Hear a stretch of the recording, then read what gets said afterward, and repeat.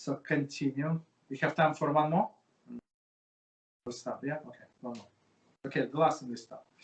If one washes his hands in the morning properly, and he has no certain knowledge that his hands later become unclean from anything, so commentary, this is not contrast to the previous year, where he either did not wash the hands properly in the morning, or he did, but they subsequently became unclean. Okay?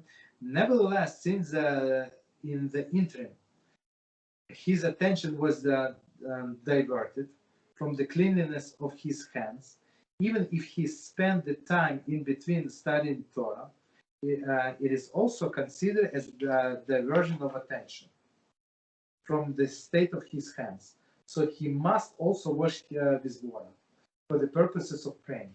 So here they say, we're going to read the commentary now.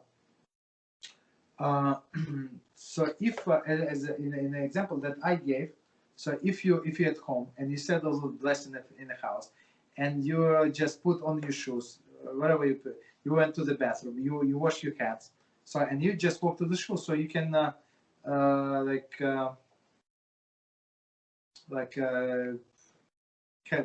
have your attention to cleanliness of your hands, so it's not going to touch things, right? But if some time passed and you did this and you did that, so I mean you talk to people, so you already diverted your attention. So in this case, you must wash your hands again.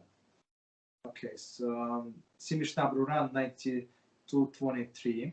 Person heads are constantly moving without his being conscious of them.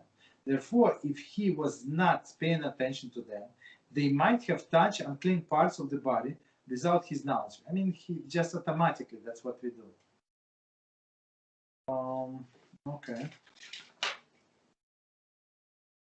And it says, so he must also wash his hands in the water for the purpose of praying. So basically, the Shulchan Aruch says, since he's not sure 100% that he did not touch something, these areas that he was not supposed to touch, so he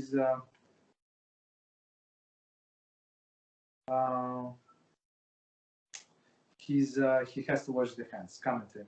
However, one did not wash his hands prior to studying the Torah or recited other blessing, as long as he does not know that have to touch something unclean. Mishnah Berurah. That's very interesting.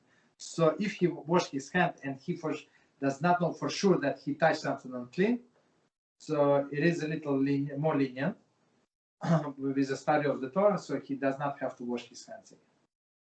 Okay. But some rabbis they advise, it's like a little stringency, just to make sure that you wash your hands before you pray, before you start in Torah. However, in this case, when one does not know whether he had to touch unclean place or not, he need not travel to a different place specifically to find water. So here's another leniency. If you for sure you know, so they say you have to go, unless you're going to miss a Minyan or the time of the prayer passes, right? And he has other things to clean with. But here, in the case of the doubt, so since it's rabbinical, so we don't drive him crazy. Thus, if he does not have water available, and if he will not go to get it, he will miss the prayer. And if he will go to get it, he will miss the prayer with the congregation. He should not go after the water. Right? So that's the leniency, which is good. But rather clean his hands with anything that it cleanses, and prays with the congregation. Okay, I think we can stop here.